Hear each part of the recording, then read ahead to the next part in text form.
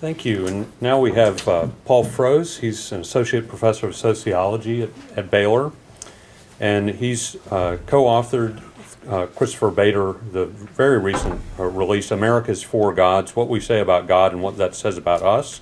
This has just come out from Oxford University Press, and as some of you know, I think it was featured in most major media outlets last week, USA Today and various news programs.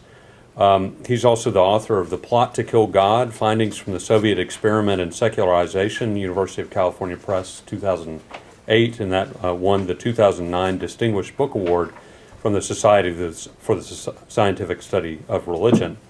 And his intriguing talk title today is God's Effect on Christians Around the World, the Sociology of Ideology.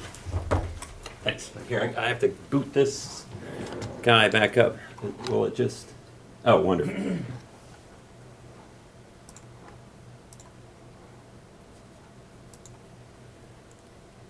All right. Well, I have to be frank with you. I have no idea what God's effect on Christians around the world is.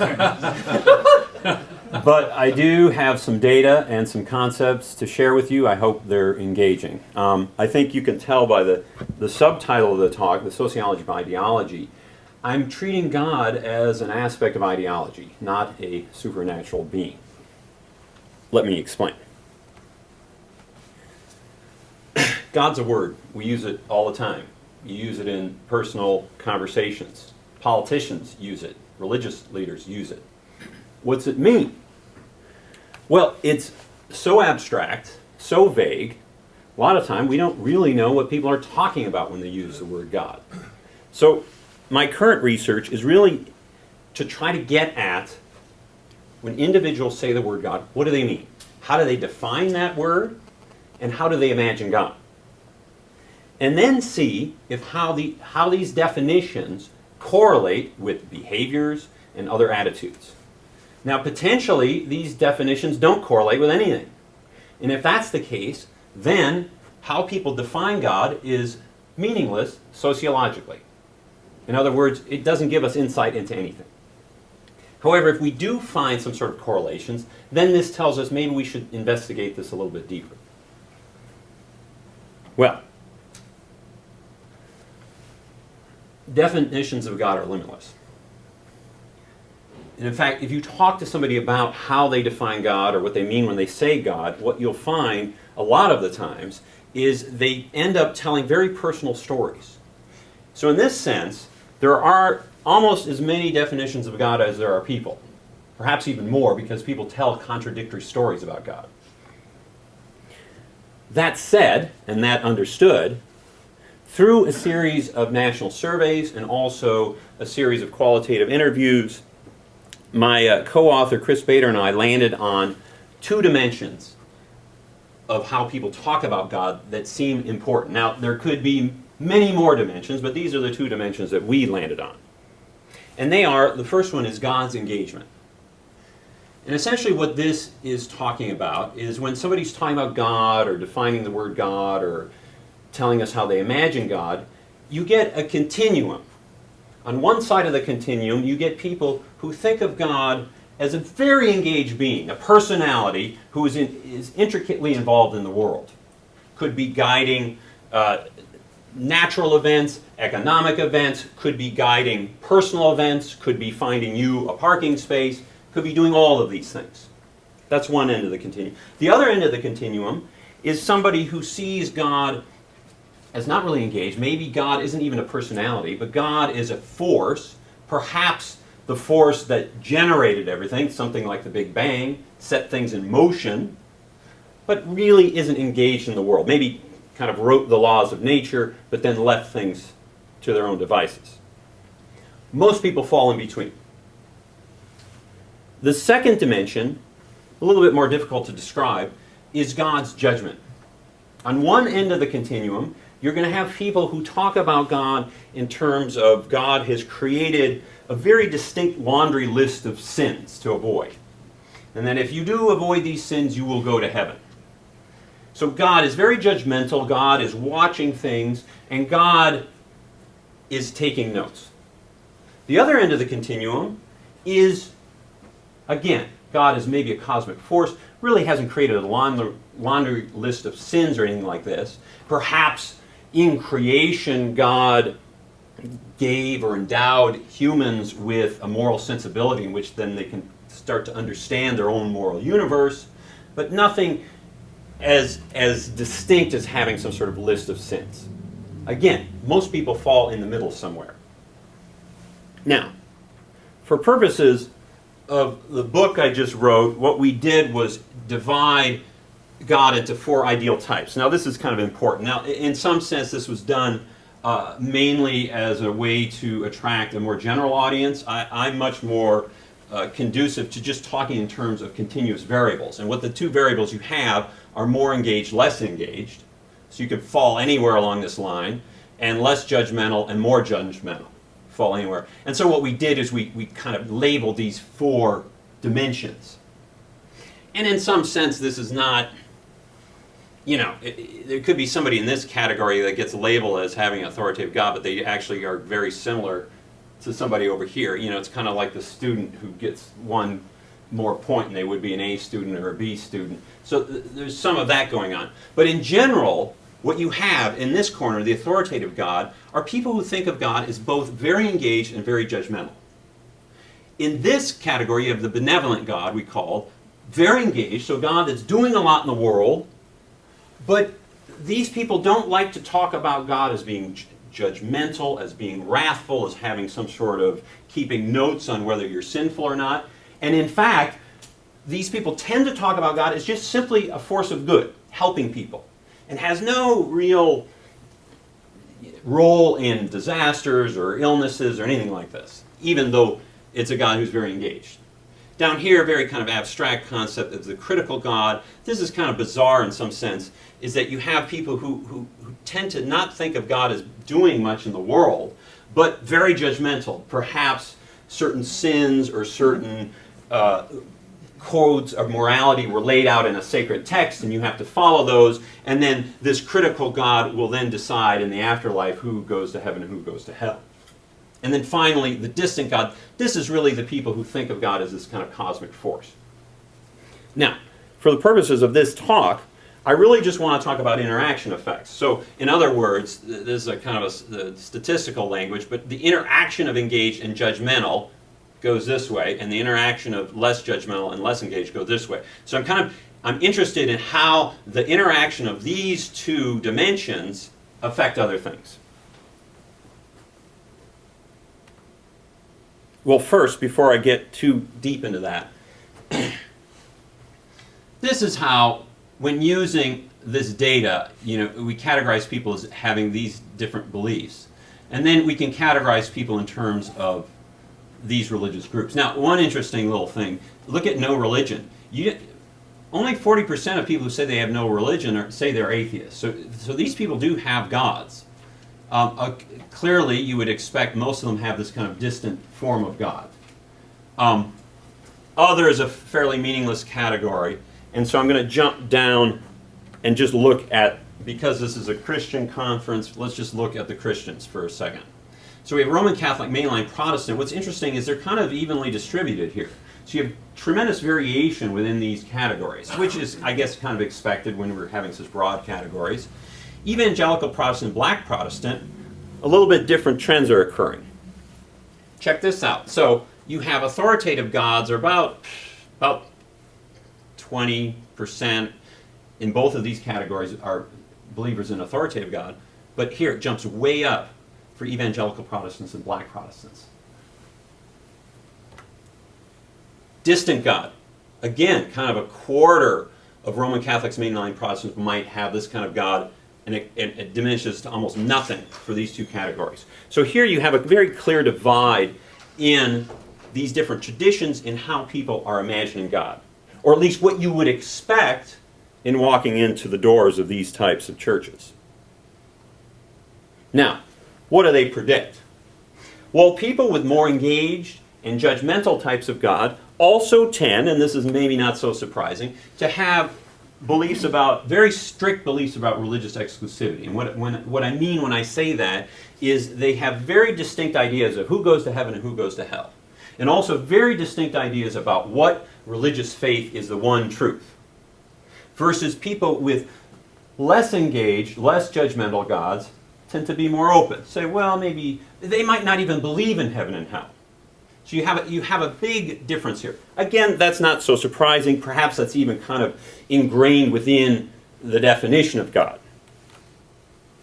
And then clear relationship between how somebody imagines gods and their level of moral absolutism. And what I mean by that is you ask somebody about certain behaviors, whether they're right or wrong, some people will say consistently, this is absolutely wrong, absolutely wrong, absolutely wrong. Other people say, depends. Depends on the situation, depends on what's going on. And so what we find is that people with much more engaged, more judgmental gods, not surprisingly, tend to be moral absolutists. On abortion and gay marriage, certainly, and kind of the salient culture war issues in the United States. Now, this could be a cultural thing. This could just be for the United States. So in other words, engaged and judgmental gods are only against abortion in certain cultural contexts. We'll study this a little bit further in a second.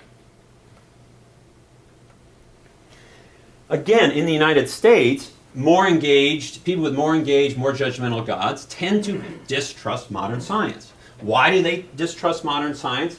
They tend to want to advocate creationism as a science and also want to see God talked about in science. This, again, makes a lot of logical sense. Because if you have a believer who thinks that God is intimately involved in the world, doing things, then it's logical that natural science should account for this, right? God's doing things. Shouldn't you scientists be able to pick up on this? Versus at the other end of the continuum, people with less engaged, less judgmental gods tend to see a very big divide. Science is doing this. It's looking at kind of the empirical world. God is more kind of a topic of our moral universe or the universe of meanings, something like this. And then also different, depending on how you measure, different measures of nationalism. I've done some work that showed, I mean, this is kind of maybe a little bit dated, but people with more engaged judgmental gods in the United States were much more likely to support the Iraq War and to maintain their support over a long period of time. And also, it's very closely associated with authoritarian personality. If you're familiar with these types of measures, I don't think they're really measures of personality, although that's what it's called. I think they're more measures of a certain types of nationalism. And so there's a relationship here. And I think the relationship exists because people with more authoritative gods tend to think of the world in very stark kind of good and evil contrasts. And in that sense, depending on the political rhetoric of the time, politicians who reference the world in kind of good and evil terms might have a better appeal for people with that kind of theology. Interesting, don't predict economic attitudes. We don't know from a person's image of God whether they want to redistribute wealth, the importance of charity, regulation of business. This is fascinating. Again, I don't know if this is a cultural thing. Is this because in the United States, you know, we're kind of all capitalists and we all tend to have a certain similar economic take on things? So the question here is why? Is this a U.S. phenomenon? Now, let's start to move outside the United States. Clearly, a lot of you are quite familiar with this idea that the United States, in terms of its religiosity, is quite exceptional compared to other, let's say, the post-industrial world. Church attendance, at least measures of church attendance, tend to be higher for Americans. Americans tend to have more conservative sexual social attitudes than other members of post-industrial countries. And then I'm going to show you that we also tend to have more authoritative gods. Now, using data from the International Social Survey Program, I kind of gerrymandered a little bit the measure of authoritative God. And here, these are just the countries that I could get data on. So there's no real selection going on here, except, I mean, a nice kind of, well, maybe this isn't nice, but they're all predominantly Christian countries. It would certainly be nice to have like a Muslim country or something like this in the data, but I don't. And they're all predominantly post-industrial. Some kind of maybe Slovak Republic would be considered more of an industrial country. But here's, look at this comparison. The U.S. really looks different from everyone else in terms of the percent of the population that I'm now grouping as believers in authoritative God. And then conversely, looks very different, much less likely to have a kind of conception of a distant God than these other countries. Now, what's the import of this? Well, I did regressions on each of these countries. And what you find, and this is controlling for all kinds of things, like all of the demographic variables and also some political ideological variables, what we find is authoritative God predicts conservative sexual morality, anti-abortion across the board. And it's a powerful predictor, and you can't knock it out with other stuff. So there's something going on here, even with, you know, adding in kind of the religious tradition of the country. So if it doesn't matter if it's predominantly Catholic or predominantly Protestant. But look at this. So it is not predicting of these kind of more economic things. Government should provide more jobs.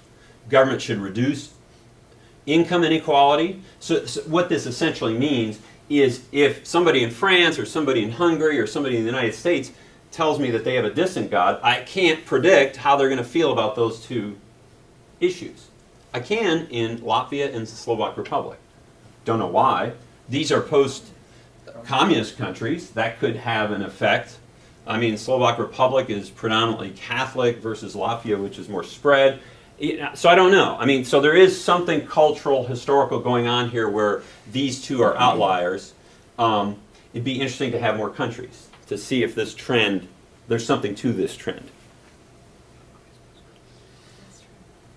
And Hungary, post-communist. Is that what you said? Yeah. So they don't. It doesn't jive. So I think we can begin to start to say that variations in images of God consistently predict specific cultural attitudes in post-industrial and industrial societies. Mainly, in this case, attitudes about abortion and also kind of attitudes about homosexuality, kind of conservative sexual attitudes. Now, I'm going to kind of end with some analysis that I've just started. And that is, how are these images of God related to more structural and economic development? So, is there a difference in how people in pre-industrial monotheistic societies view God than post-industrial monotheistic societies? And now I got to give a shout out to Byron Johnson because he helped get an image of God question on the Gallup World Poll, which I'm going to show you some of the results of. This is a really interesting data set. I haven't had a lot of time to analyze it, but I'll just give you some of the preliminary findings. Here you have, now this is a one item. My other measures of God were multiple items.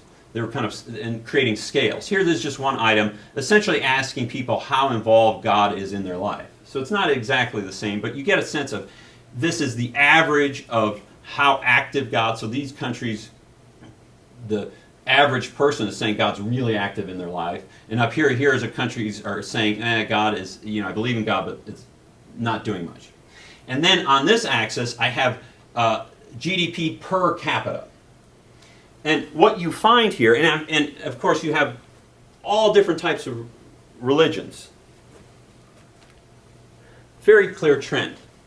So as the GDP per capita goes up, you also tend to have more distant images of a God. This might make some logical sense if you think that with higher GDP you might have more technology and more modern medicine, and so it may be more difficult to jive very, very active images of God with that type of modern science, modern medicine. That's one possibility. Now let's look at the same data, except now I'm just looking at Christians specifically. I did this because I wanted to have some sort of legitimacy to the title of my talk.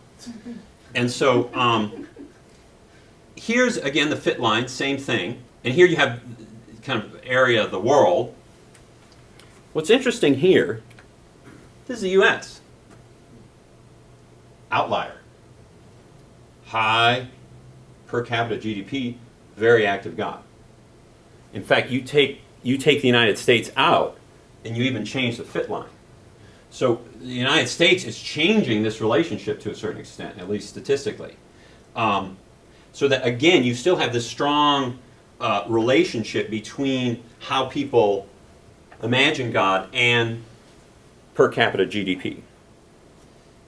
So overall, I think more engaged, more judgmental gods, I think we can argue are associated with moral absolutism, starker conceptions of good and evil, which I think can lead to certain types of nationalism, distrust in modern science, at least in the United States, and lower GDP worldwide and religion-wide, except, of course, there are some exceptions, but clearly except in the United States. Is it associated with, are these ideas associated with economic attitudes? I can't tell you. I haven't looked at that kind of data, but that's an interesting question. And now, I guess, a shout out to Philip Jenkins, who is going to dazzle us this afternoon. He's talking about the BRIC. Now, very quickly, the BRIC thesis is Brazil, Russia, India, and China are very important players in the world today, mainly due to their size and also kind of their economic influence. Here, now, you might question how the data's been used, but here I just did this on a whim because I knew that Dr. Jenkins was going to talk about this and maybe could generate some discussion. But check this out. You have, of these countries, most are down here in terms of active God, right? They don't really fit if we have this kind of expectation. They don't fit with that. So here you have high populations, all kind of having active God. China is easy to explain why it's here, is mainly because I invented that number for them. But the reason I invented that number for them is because you can do that with data. Is because clearly a lot of people on the survey in China are going to say that they don't believe in God. And so your average for how involved God is going to be in the life is going to be very low. It has to be. So I just kind of made up a number for them. But this is very interesting. And the question is, what does this mean, or does this have any meaning whatsoever? Does this mean that these societies are more subject to having nationalist movements?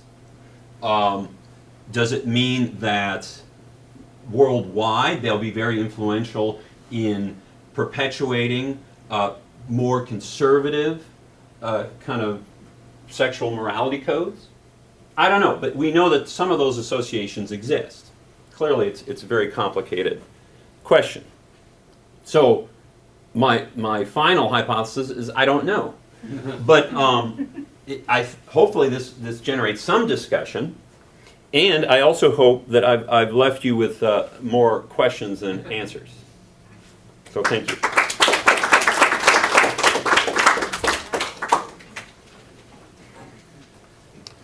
Yeah, I'm just going to close this down.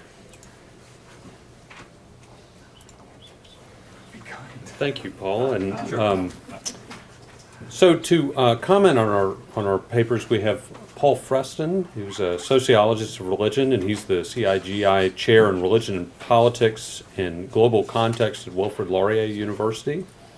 And he's also a professor of sociology on the postgraduate program in social science at the Universidade Federal de São Carlos in Brazil. And he's worked mainly on religion and politics, the growth of Pentecostalism in the global south, and questions of religion and globalization. And his books include Evangelicals in Politics in Asia, Africa, and Latin America, Cambridge, 2001. Protestant Political Parties, A Global Survey, Ashgate, 2004. And Evangelical Christianity and Democracy in Latin America, Oxford University Press, 2008. So, Paul.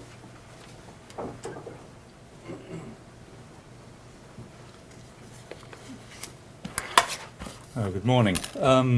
This will be something of a response, but also taking flight a bit of license.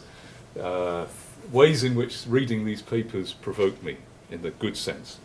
Sometimes, not in the good sense.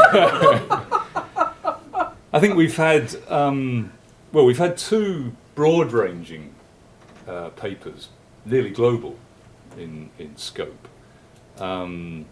We've had Paul Froese on the effects of differing concepts of God, and we've had Bob Woodberry on the legacy of Protestant missions in creating conditions for democracy and differential propensities to democracy today.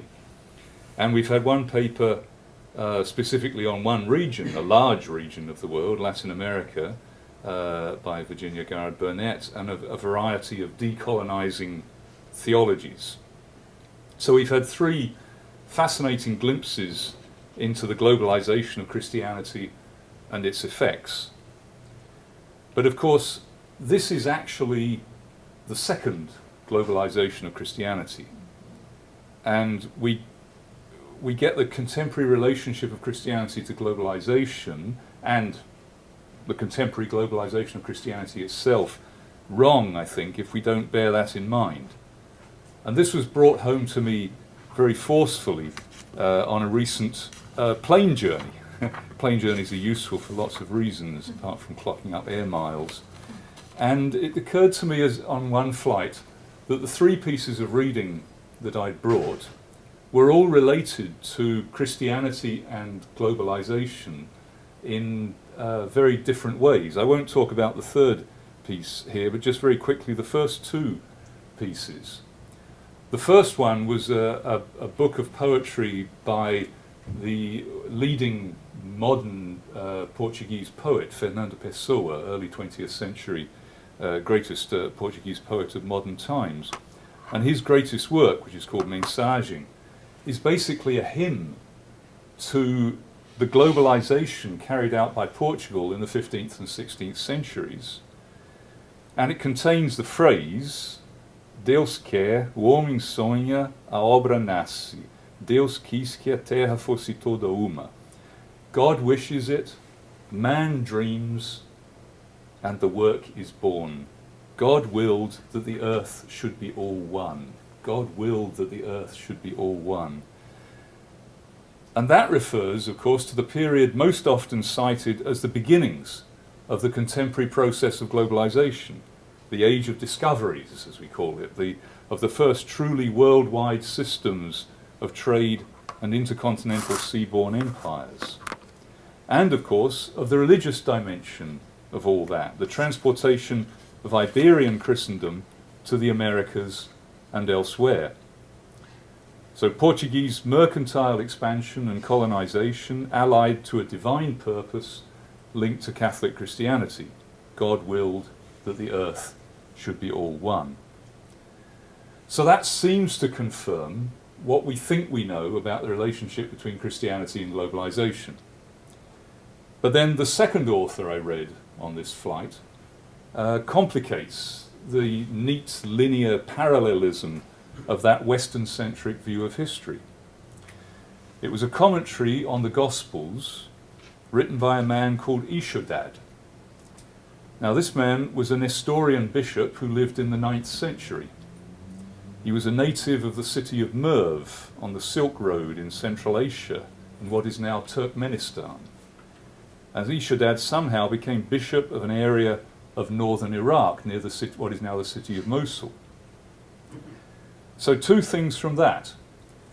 Firstly, here I am reading a work of Christian scholarship by a man born in Central Asia and living in the Middle East, two areas that we don't now associate very strongly with Christianity, much less with Christian scholarship. But in his time, those areas were great Christian centers. So Ishudad represents the old reality of Christian expansion, which is exemplified in that famous map of the world that Philip Jenkins put on the cover of one of his books. The three petals sprouting from the bud, which is Jerusalem. The three petals comprising maps of Asia, Africa, and Europe. In other words, for its first millennium and a bit, Christianity was a fairly global religion in terms of the Eurasian African landmass. And for a series of reasons, it subsequently shrank to being practically a European religion, whence it began its re-globalization, either hand in glove or at least in unison with the expansion of European political, commercial and military power. In other words, our view of the historical process often depends on what we take as our starting point, which is often excessively ethnocentric and historically ignorant. And my second reflection from the case of Ishadad is that he lived his whole life under non-Christian rulers. His church never had political power, yet it was one of the great missionary forces in the history of religions. Nestorian missionaries established a Christian presence in China at the same time that the far north of England was being Christianized, and long before many parts of northern Europe. The Nestorian monument in China, dated 781, is a fascinating example of a presentation of Christian concepts in a world influenced by Buddhism. And in that very year, 781, very far away, there occurred the famous debate between the Nestorian patriarch and the Muslim caliph of Baghdad, which revealed, according to its modern translator, a flourishing and erudite Christianity on the one hand, and on the other a still young Islam, which was, as the translator says, undivorced from reason and not requiring the sacrifice of the intellect. How keen the two antagonists are to appreciate one another's arguments, he comments, in a fascinating glimpse into interreligious relations in the heart of the pluralistic world of the pre-Columbian global system. So that was the first globalization of Christianity. Now, the nature of the second globalization has become the subject of debate, especially with Robert Wathnow's recent book, Boundless Faith. Now, Wathnow is taking on a lot of renowned authors. In fact, it's virtually Wathnow contra mundum. But my own view, based on my research into global evangelical Protestantism and including its missions efforts, is that Wathnow is right in part, but overplays his hand. Wathnow says that the new paradigm, that is the notion of a shift in the centre of gravity of Christianity, oversimplifies and relies too heavily on population projections instead of cultural connections. He questions the reliability of the statistics, rightly in my view, in many cases. And in any case, as he says rightly again, a shift in centre of gravity can't be inferred from mere numbers. It depends on a lot of other factors. He prefers Barrett's ideas, which he says stress greater continuity with the past. My own research suggests something in between, I would say. Certainly no other country will even remotely challenge American predominance in global Protestant missions for a very long time, for a mixture of numerical, ideological and financial reasons. And Wathnow is right that the global Christianity paradigm, as he calls it, leaves unanswered the question of the connections between churches around the world. He's also right to suggest that he's also right that to suggest that African Christianity may profoundly affect European or North American Christianity is not consistent with the argument about limits of Western influence in Africa. I think he's right on that. I think it's true that the new paradigm cannot have its cake and eat it.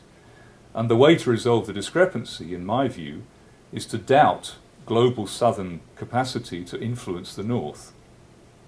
In addition, as Wathnow says, crude hemispheric or even continental distinctions fail to depict accurately where there is growth and where there is decline or stagnation. I quite agree with that. Latin America, for example, is not uniform and will not end up with one pattern, but I think with several patterns. Asia, of course, will be even more varied. So, to use Wathnow's language, at the same time that we must avoid seeing connections and dependencies where none exist, we must also avoid neglecting power differentials. That is the main reason why, in my opinion, African Christianity will not be central to very much for the foreseeable future. Pache, Andrew Walls, Lamin Sani, etc., etc. even its reverse mission thrust is quite questionable, especially when linked to diaspora churches. As I said recently in a paper on that, neither those seen as exploiters, as many Europeans would see Africans, nor those seen as victims will be readily recognized as missionaries with a viable message for one's own society. So there are problems on the side of perception on the part of the natives, the Europeans. On the other hand, there are problems on the side of the diaspora churches themselves. Even though they say they prioritize missions to the native Europeans, it's usually low on their list of priorities and gets constantly overridden by the demands of ministering to the diaspora community. In any case, why should immigrants today be any better missionaries to the natives than white colonial settlers were wherever they went? And diaspora churches often have little understanding of the society they were in, or indeed of the native churches there.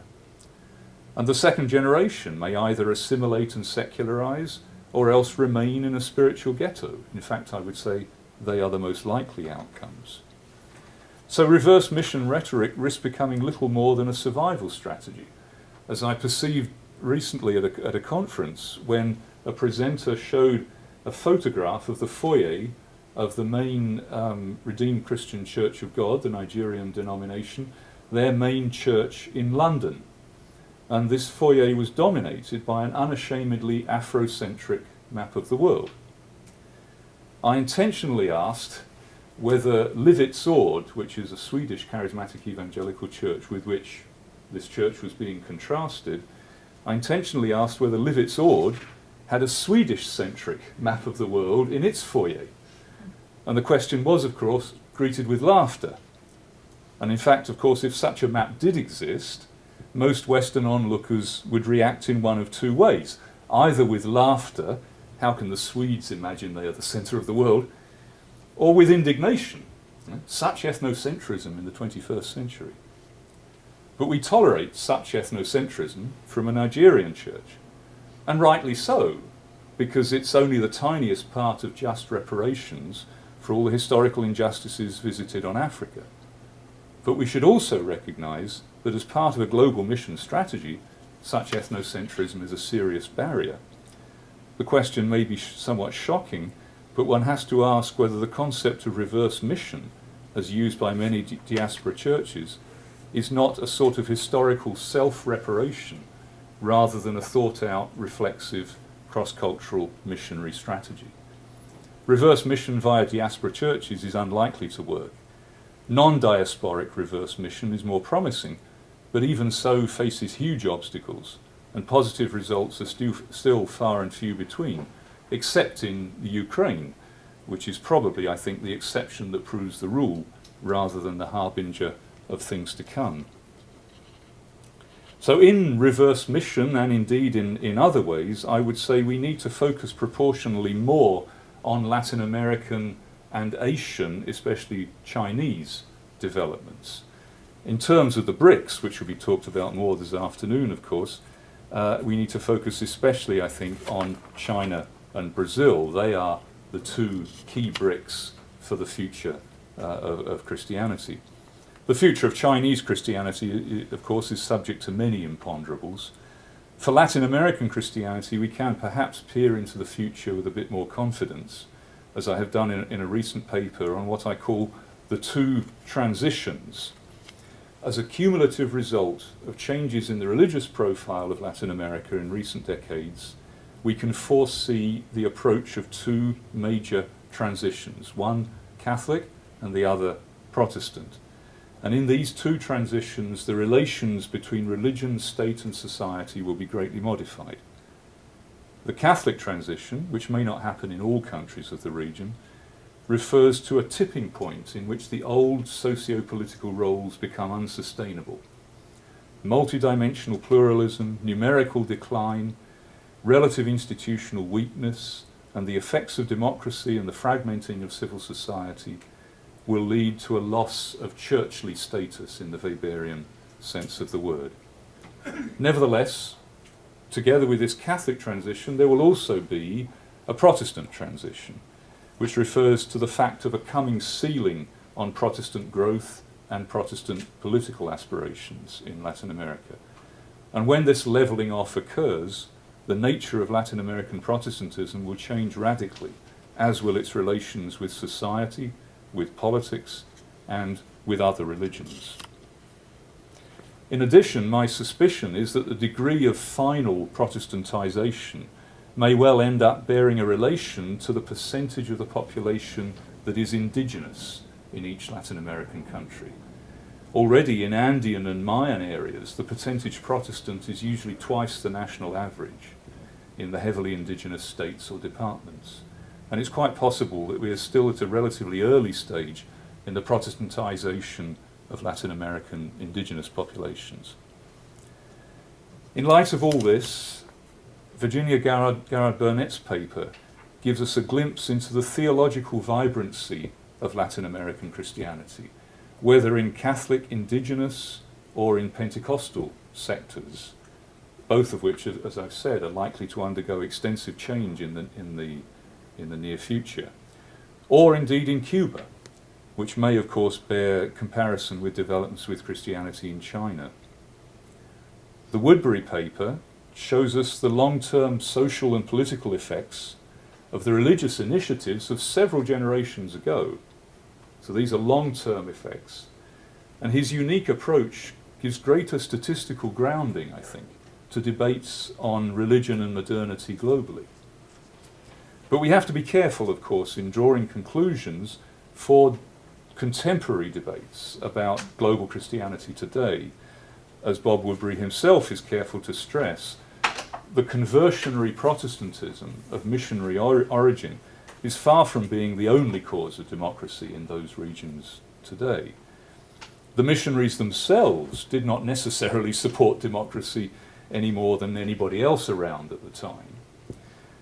Mass conversion is not a necessary condition, and imitation by other groups, I think both other religious groups and indeed by non-religious groups sometimes, means that Protestantism worldwide is now less uniquely important. While it's devoutly to be hoped, I think, that the current spread of evangelical Pentecostal churches across the globe will have similarly democratizing effects, the evidence is by no means unequivocal so far. And I think Paul Froese's paper helps us to understand something of why that is the case. I think it's interesting that,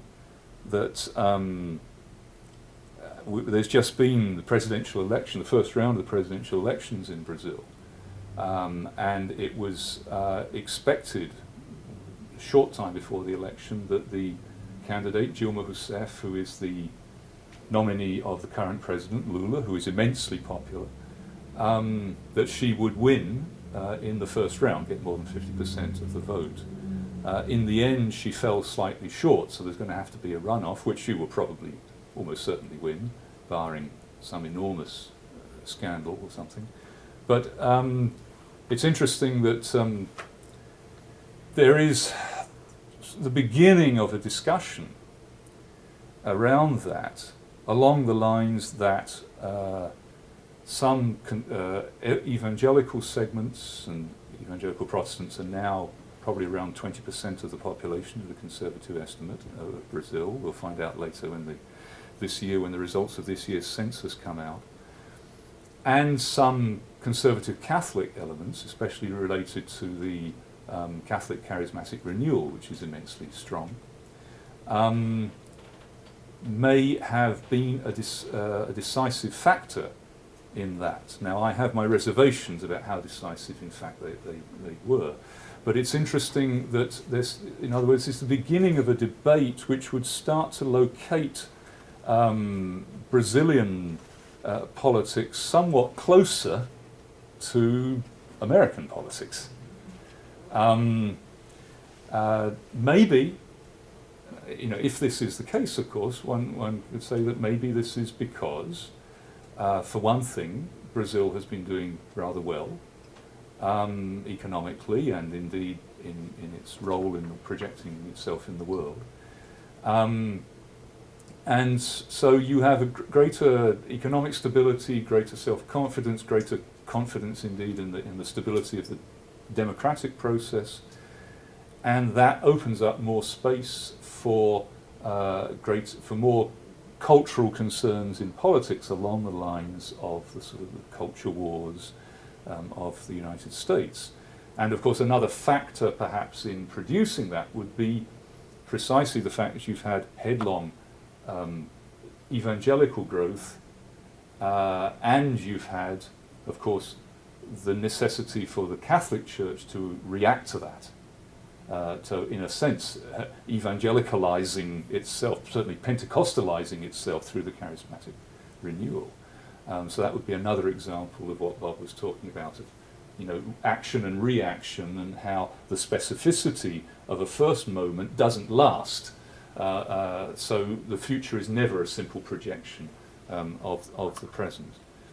And a final word, which is perhaps is not specifically a religious comment, but in terms of the BRICS, it struck me recently that Brazil is the only one, and perhaps the only large country in the world, in fact, that could, if it continues to develop and continues to grow in geopolitical projection, could conceivably come to have something of what the United States has in terms of a sort of a universal appeal, in terms of being seen as a country where anybody can go to, can immigrate to, can make their home and succeed and feel they're part of. China will never have anything like that, however wealthy and powerful it becomes.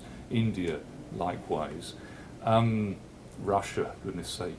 So, you know, it would have to be a country either in the New World or in Australasia, and Brazil would be the only country large enough there really to have some sort of similar role to the United States in that respect.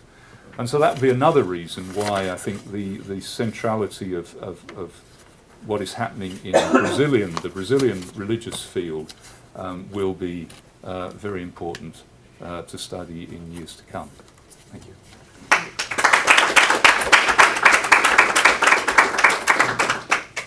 Well, we have just a little bit more time. I know that some of you, if you're teaching today, may have to take off for class, and I know lunch is calling as well. But if I could have the panelists come on up, and we'll have a little bit of time for questions from the audience.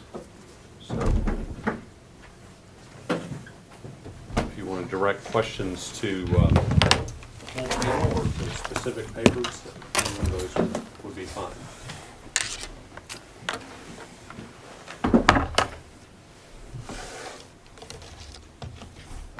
Uh-huh. Could you tell me what a conversionary Protestant is? Okay. The conversionary Protestants are Protestants who are trying to convert other people to their faith or to their belief. I mean, I'm using the same words in it, but I'm trying to get around the issue of, for example, you have Protestant slave owners in the Caribbean, for example, who are not trying to educate black slaves. They're not trying to do printing for black slaves, etc. In fact, they're actually resisting it. And the Anglican Church actively fought a lot of these things that develop over time. It's the people who try and convert black slaves that get involved in educating them, writing things for them, etc., and then get backed into fighting slavery, where the people that they train and organize as church leaders are the ones who initiate the slave uprisings and lead them. And then there's this reaction by slave owners trying to burn down the nonconformist churches and kick out the missionaries, which then gets them mad, which then starts mobilizing them for change. Do you mean? Same thing in terms of internationally. You can have white settlers who are Protestant. They're not doing this. It's the people who are trying to convert people who do it. So that's the issue I'm trying to get at. I mean, but clearly you're not using some characteristic of individuals to classify them as conversionist Protestants. You're having to rely on some kind of a larger affiliation or tradition to which they belong to put them into that category, correct? Okay, in my statistics, I'm looking at Protestant missionaries who, most of them are involved in conversionary activity.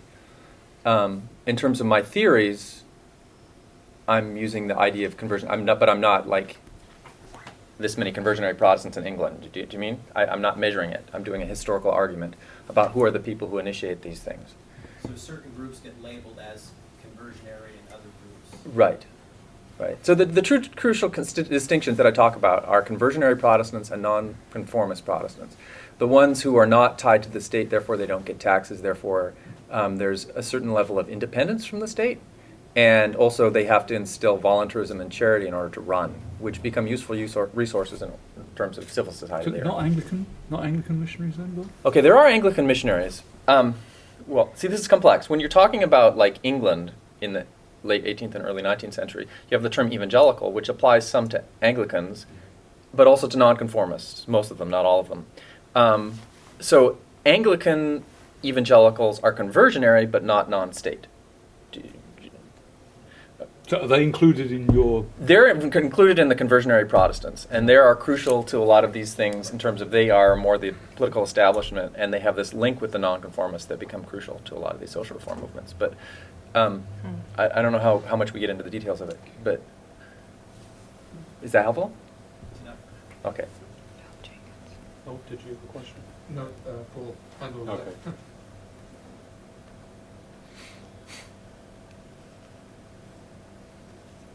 Dr. Gerard, I have a question. How does the term, you talked about the decolonization of Christianity in Latin America. Mm-hmm. And I guess I had to ask this question as a Latin American. How does this apply to Latin American Protestantism when the Protestant missionary was not necessarily part of the colonization? I would differ a little bit from Bob's interpretation in some ways. I mean, I think you had a slide that said that missionaries were not necessarily anti-colonialist. Mm-hmm.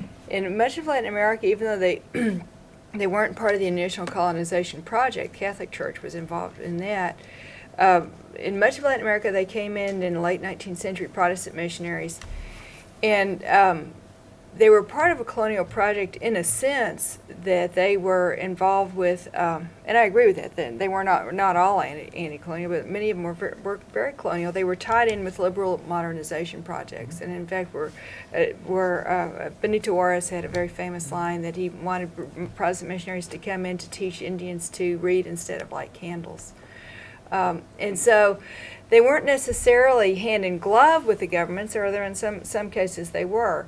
And they tended to have a very cultural idea of Protestantism, which was tied to larger projects. And so in Latin America, generally speaking, these we know what we call in the literature, I don't really like the term mainline missionaries, were not terribly effective in the sense that they did not convert a lot of people. Now, they talked a lot about planting for a later harvest, and boy, there has been a later harvest. You got to hand them that. They were also great institution builders, which I think points to a lot of Bob's research as well. But they do have that older association. And it's not until the issues of culture, to some degree, and religion become decoupled that you see Protestantism advancing dramatically in Latin America. It's much later. Although there are still cultural connotations.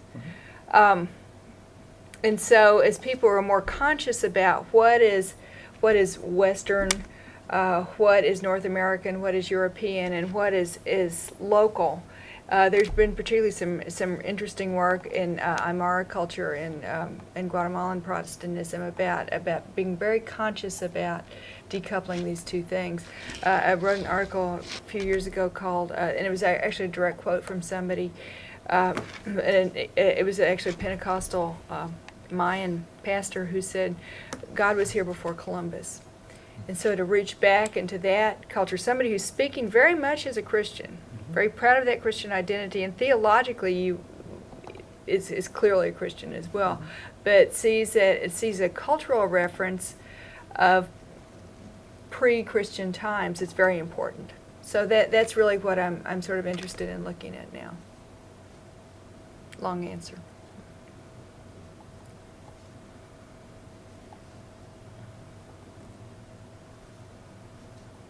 Any other questions? Perhaps just a Yeah, go ahead. comment of it. I suppose, in a sense, I mean, these examples that you're mentioning there, they're not connected with a colonial project in the sense of a European metropolis.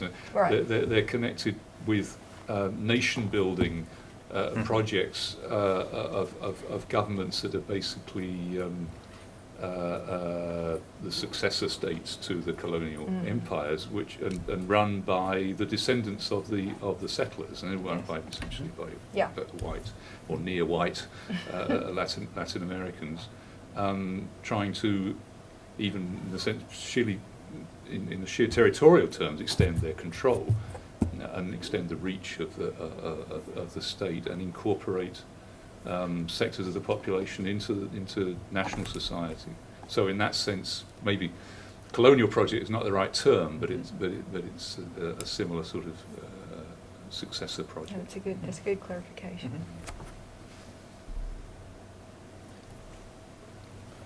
Bob. I have a question for Paul.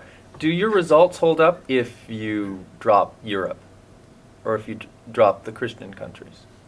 You mean the world poll, the Gallup Yeah, you have the world poll, stuff? and you're looking at sort of authoritative images of God and this relationship to GDP. So you have tons of European countries, and it looks like the ones that were pulling it were the European Christian countries. The Muslims didn't seem to. The Muslims didn't have that line. The other ones didn't have that line. Yeah. Here's the Christians. So if you drop the Muslim line Christians, is flat. It's or if pretty you much- just take out Europe, Totally. does that thing sustain? Because if you're making it just the authoritative God as opposed to something that happens within a particular version of Christianity, do you mean it changes the story if it's consistent for other religious traditions as well? Totally.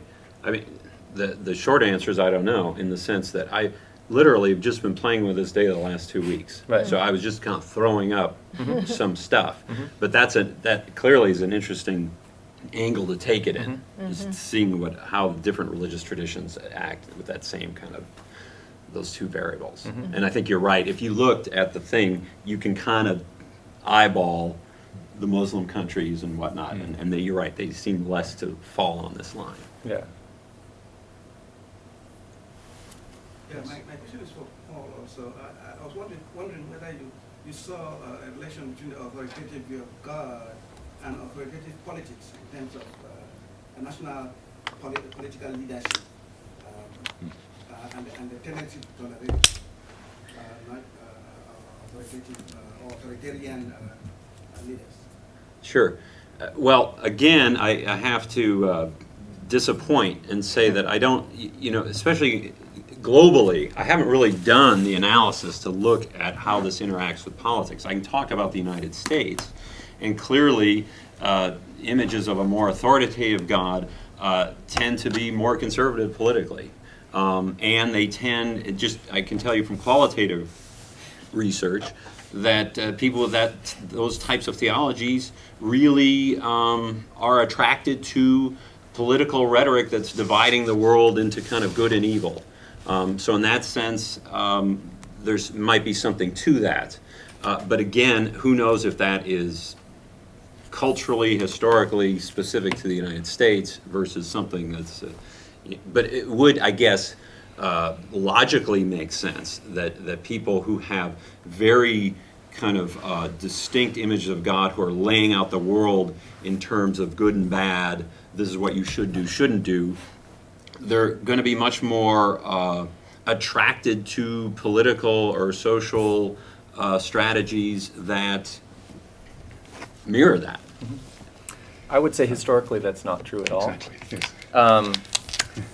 Authoritative views of God can also be used to fight authoritarian rule. Yes. Yeah. Certainly in terms of the rise of abolitionism, these were very, very religious, authoritative God idea people. And certainly empirically in terms of democracy, there's a very strong correlation with percent Protestant and also this Protestant mission variable, and these were people who were very, very devout. And the people who were most anti-colonial were not just the liberal ones of them. It goes on all kinds of liberal and conservative spectrums. Maybe to qualify it with this idea is that it could be, though, that people with these kind of images of God are more likely to rally behind a certain ideology, whether you define that ideology as good or bad. But you do have maybe more committed people, and you could historically have this ideology. Now we retrospectively say, well, this was the good people, and look at how they rallied around this, and it was due to their religious beliefs. So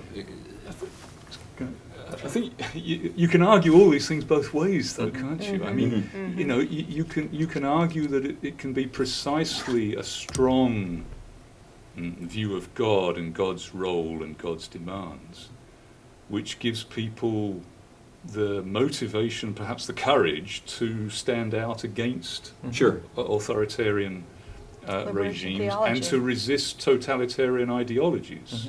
Totally. So, you know, I think that certainly in terms of resistance to totalitarian ideologies, I think that's true historically. You know, the people who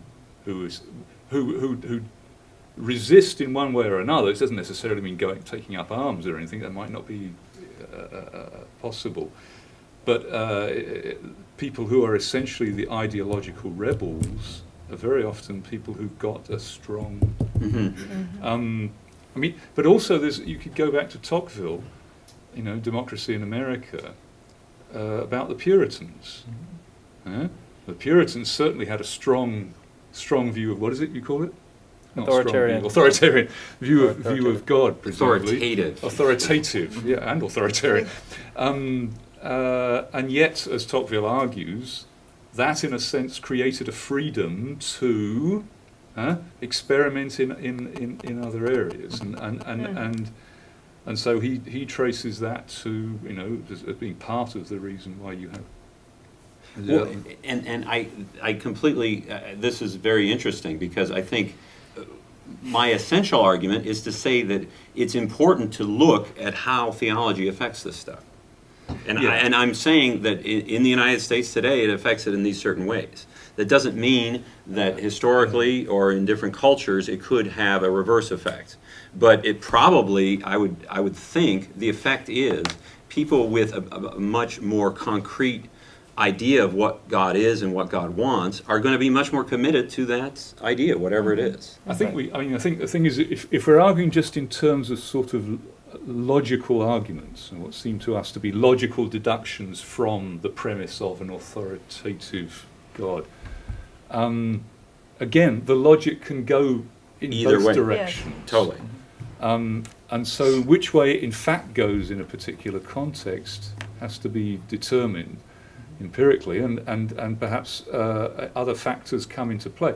I mean, a very frequent, I would think, intermediary factor would be the question between, let's say, authoritarian view of God and authoritative view of God and authoritarian politics, would be the question of an authoritarian religious hierarchy or not. Yes. Of course, and how closely political leaders are tying their political rhetoric to that belief system. Yeah, I mean, what Tocqueville, of course, argues that Catholics can be just as good Democrats in America as Protestants, even though they are adepts of a very authoritarian, hierarchical, pre-conciliar Catholicism.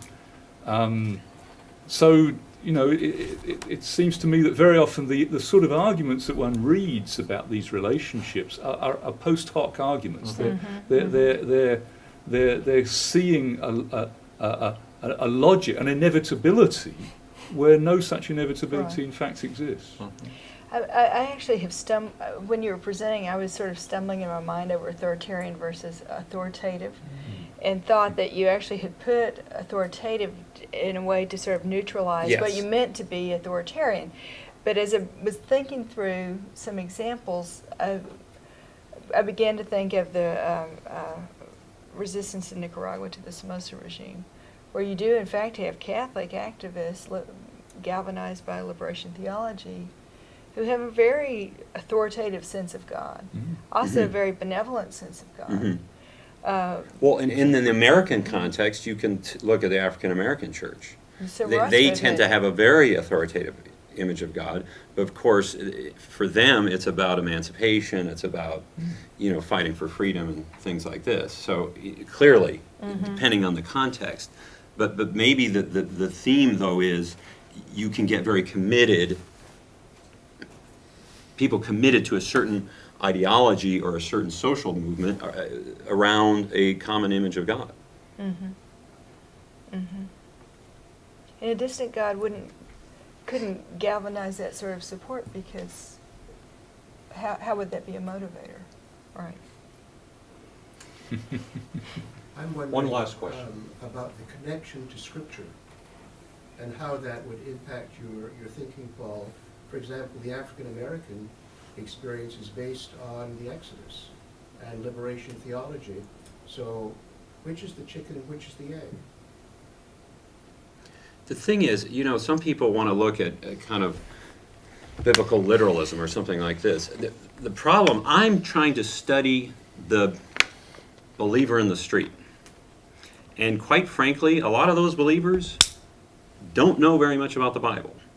And so what I found was it was easier to actually ask them just directly about what they thought about God, as opposed to trying to pull from them, what have you read in the Bible, and what do you think about the Bible, and how does your belief jive with what your preacher is telling you? Is that that almost requires a certain intellectualism almost to have thought through all that stuff. And for a lot of believers, it's very immediate to them, and it isn't intellectualized in the sense that they are able to quote scripture or able to kind of point exactly with something within their religious tradition that is guiding their belief. So I think that's why I tried to focus more on this kind of immediate, what are you going to tell me when I say God, what are you going to say to me? But some people do. They immediately just start citing scripture. But then, for me, I have to probe that. Well, what does that mean? What does that mean to you? Okay, well, I'm sure we could extend this discussion, but I just want to remind you about Dr. Jenkins' lecture at 2:30 in Draper Hall 116 of the Bricks of Faith. I thank you all for coming today, especially those of you who've come from off campus and out of town. So this has been a very engaging session, and let's thank our panelists.